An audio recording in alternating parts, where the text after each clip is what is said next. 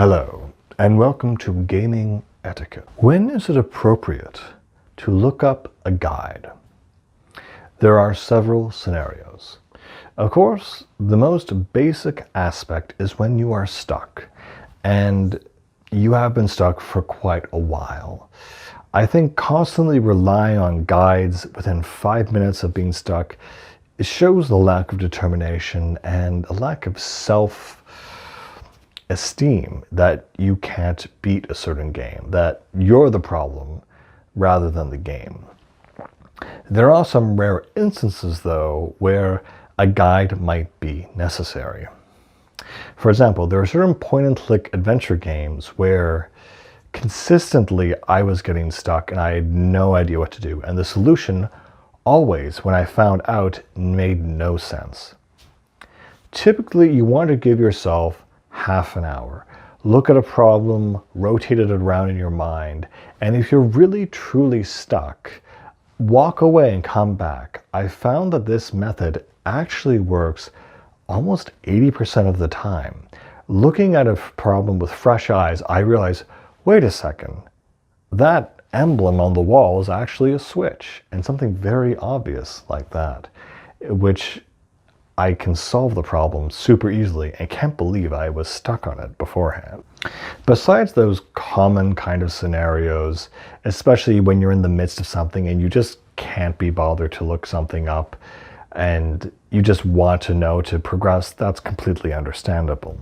However, keep in mind, once you peel off the lid of the looking up a guide in the game scenario, you kind of have, in a way, warmed yourself up to that pattern of behavior going forward. Even if the next problem you might have been able to figure out and feel that sense of dopamine or self-accomplishment, you would rob yourself of those entire experiences to the point where you're not really experiencing the game, but you're experiencing the game facts guide of this game, which is something you don't really want. It robs you of the authenticity of the experience because there's a certain level of subjectivity between the game and the player. I love talking to people and saying and asking them, well, how did you experience this level? How did you experience this scenario? How did you feel? What did you think? And to have that outsourced to a guide, let alone watching it on YouTube, which, to your own devices, shall you destroy your experiences. I feel there's so much more richness in it, experiencing it in a way that only you can experience it. It's something very rare and unique about games that isn't like movies, maybe music, but ultimately how you progress through something shows a nuance of your own character and it's reflected in your experience. However, I'd like to show some cases in which a guide really is necessary. And I would say that guides are truly necessary, especially when you expect to use it pretty consistently in scenarios where you are done.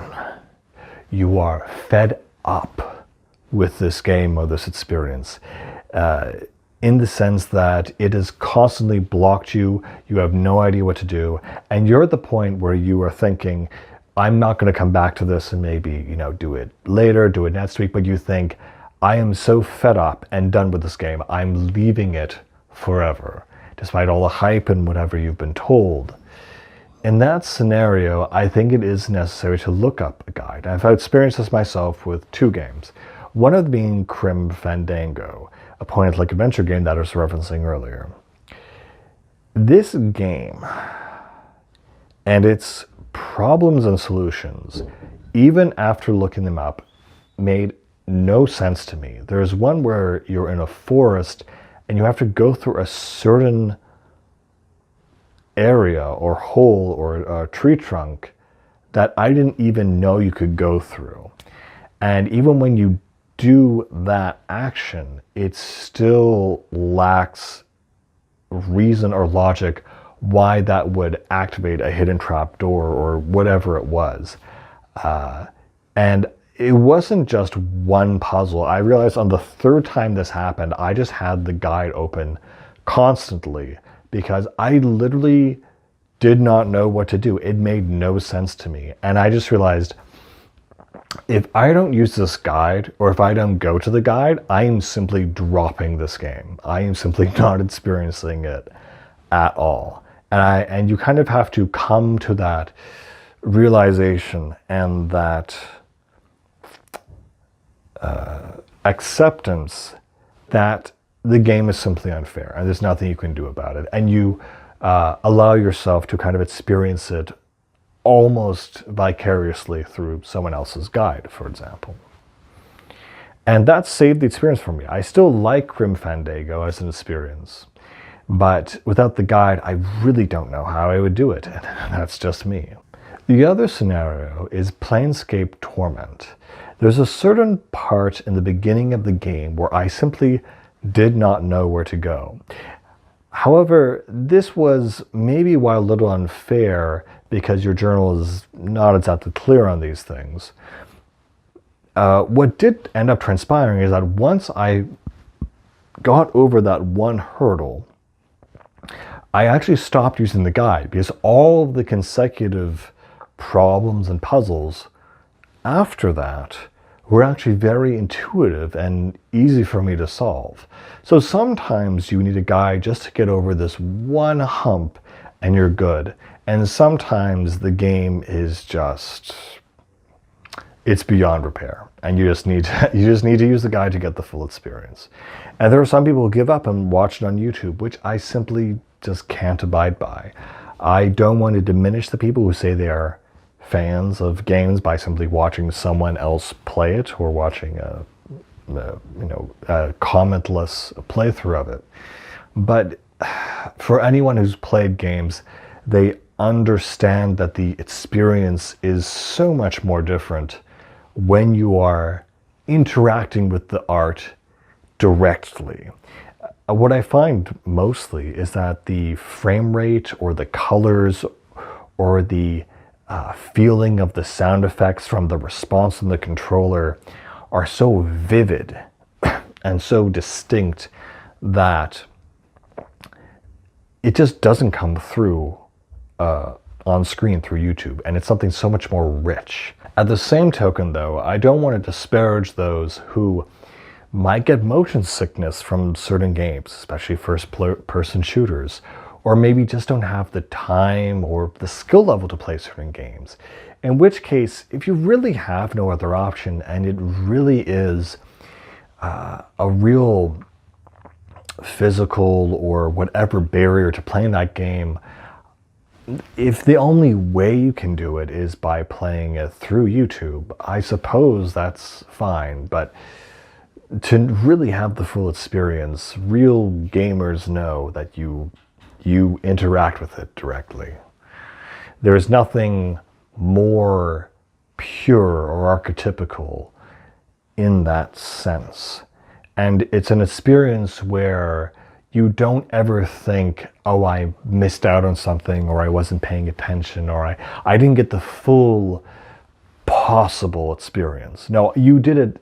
When you play the game directly, you play it and experience it exactly as the developer intended, as the artist intended, especially if it's on original hardware with the original controller and the original, setup, as close as you can get to that experience. Another moment to look up guides also is when the process of things has more or less been revealed to you. Really, this is a New Game Plus or a second playthrough, and I've done this with mainly games like Dark Souls, for example, where, believe me, there are things that you simply cannot know. They are not intuitive in any capacity or sense whatsoever. There were entire covenants I didn't even know existed. And it's appropriate to play a game on the second playthrough with a guide attached, because if you had no idea and had no possible way to experience this, experience going in blind, then you certainly wouldn't find it on your second time around, believe me. But there's nothing worse than looking up a guide for the current thing you're going through and accidentally seeing chapter 8, name of boss, is actually one of your companions and allies. That really ruins the experience. Another reason, by the way, you should never, ever look up a game's soundtrack before you've fully beaten it. The amount of times I've been spoiled by song names or themes alone is too much to count. Unfortunately, you really can't enjoy a game soundtrack without fully playing it or knowing what happens beforehand, especially with things like character's death theme. That definitely would put a damper on things. Avoiding spoilers is really the key here. Whether through internet dialogue or diatribe, it's really to your own value or to your own restriction how much you decide you want to stay away from things. It's really odd to me that some people, before they play a game, they try to learn everything about it, which completely sort of spoils and ruins the experience, especially when certain people will interpret the game and certain characters in a certain way that sometimes doesn't make sense, or in the worst case is flat out wrong. This especially occurs with characters who have very little dialogue and are kind of lore derivative, where people will make up fan theories and will repeat them, not really saying that they're fan theories, because it's been repeated ad nauseum that no one actually realizes that's not actually what the director intended or what a blind player would interpret. I think there's a lot of validity in the personal experience of the player to game experience. And I've been very good at just censoring myself from art I don't really want to fully know about until I've experienced it. And I might see and hear things here and there, but I'll give you one example. I met this couple at a convention who were cosplaying from Earthbound, and this was a couple years ago. And I said, "Oh yeah, no, I know Earthbound, and I've been meaning to play it as well as everyone else in the world, right?" And I told them so they asked me, "So, has it been spoiled for you?" And I said, "No, actually, I haven't looked up anything about it. I know Ness is in it. I know Lucas is in it as well. I just know everything I know from Smash Brothers, but I've never actually ever watched a video essay or indulged in or listened to the soundtrack." And they were oddly surprised. They said, "Wow, you know and have this reverence for this thing that many fans do, but you were able to restrain yourself and kind of box out the spoilerish information." And I said, "Well, yeah, isn't that normal?" And they said, "No, it's not at all." And I'm reminded of the meme of Silent Hill fan excited to play it for the first time. I just find it fascinating that in the modern internet discourse that people will willingly talk and engage in discussions around a thing that they actually haven't fully experienced yet. They just want to be part of that conversation without even having full knowledge of what they're talking about. It's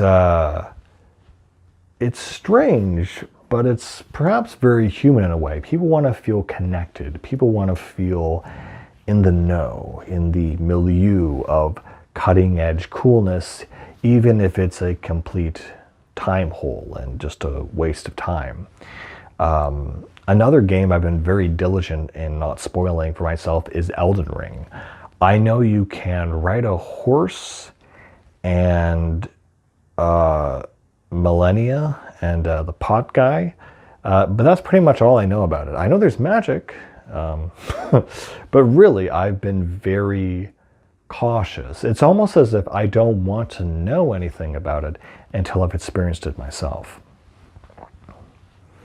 Anyway, this is kind of derived or veered into a discussion on spoiler culture in general, but that really is the aspect of what I'm trying to convey, is that you want to hit the middle ground of having the guide help you only when you really need it. You shouldn't use it as hand-holding. You should have enough confidence in yourself to know how far you can go before you really are fed up, in which the guide is there to save you. But if you rely too much on it, you're going to spoil yourself and kind of think, well, I already know what's going to happen, so what's the point? It's really hitting that middle ground. And that essentially is when you should use guides. As always, keep on gaming.